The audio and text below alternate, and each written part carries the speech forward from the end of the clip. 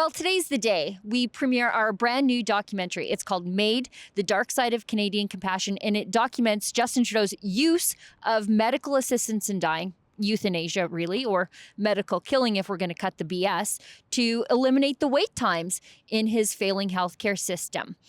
For those of you who don't know, medical assistance in dying, under its first iteration, was meant for people who were terminally ill, whose deaths were in the foreseeable future. Now it's expanded to people who have chronic illnesses, and very soon it will be expanded to include people whose sole underlying condition is mental illness. So people who are sad, people who are not able to get the health care they need, so their condition becomes chronic and painful. Those people, they are, they can get medical assistance in dying in this country faster than they can get adequate health care. So our new documentary, it's out today in Calgary. If you want to see the documentary in a city or town near you, go to endmaid.com to find out showtimes and get tickets. And I am here right now outside of the venue. The documentary is screening right now in Calgary. So this is new and exciting for us. This is my filmmaking partner, our head of documentaries, Kian Simone. Kian, there's a lot of people here tonight, right? Yeah, it's a packed room. It's hot in there, even though the AC's blasting. It's cold outside. We're going to get rained on. So we'll talk as long as we can. But if it starts to rain, I'm worried about Kian's fancy camera equipment. You and I have talked about this before. The last time we sat down for the Gunn Show on this topic, we were on the road. I think we were in Ottawa filming the documentary. The documentary's put together. It's complete. What was it like going through all the interviews and then piecing it all back together? Heartbreaking. While we were sitting there doing the interviews, obviously you could feel it. It's in the room. It's sinister, even though everybody in there is there for good intentions and trying to do something to stop this. But you could feel the evil in there. And I think going back to it, I'm not just reliving it once, not twice, not 3 times, not 4 times, Right. over 10 times, going through these interviews, piecing it together.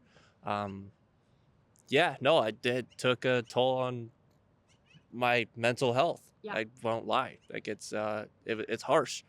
But I think I pieced something together that's palatable. Mm-hmm.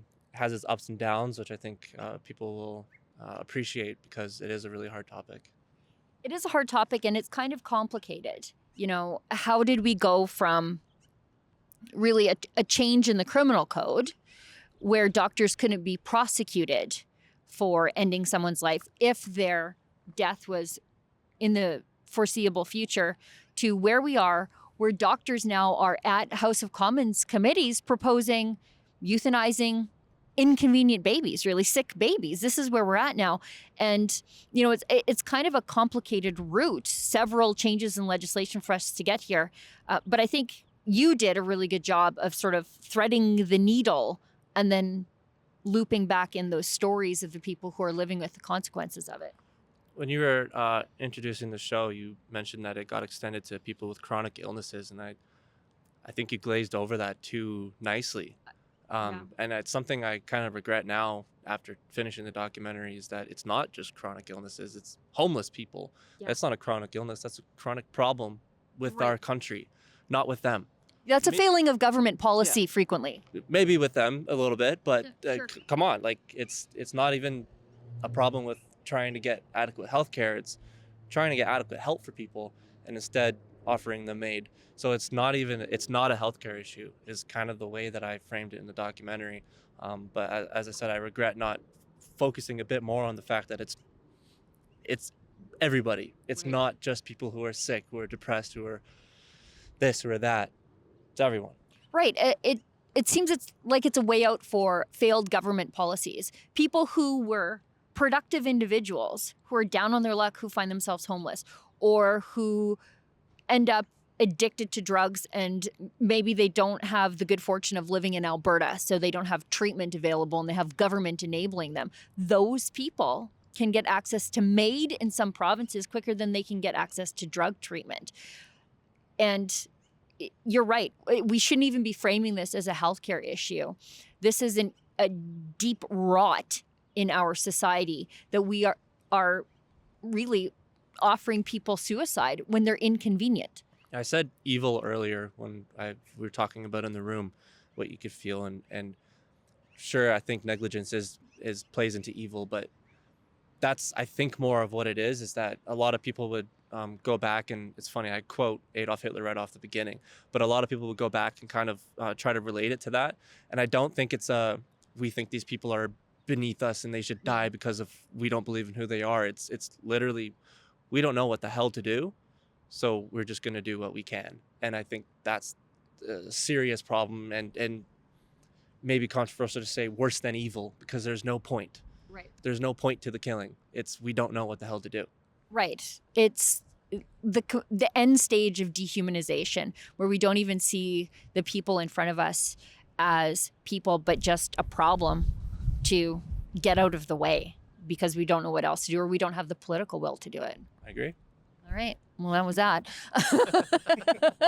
Kian, we did this documentary, and it's dark, and it's about a failing of, I think, not just the government, but also of Canadian society. I think this is a failing of our culture, that we accept this.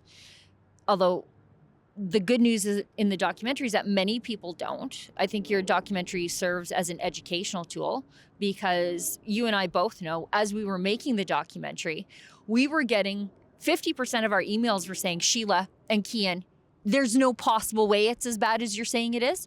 And the other 50% were saying it's that bad and worse. But the documentary, we interviewed the activists who are fighting for change.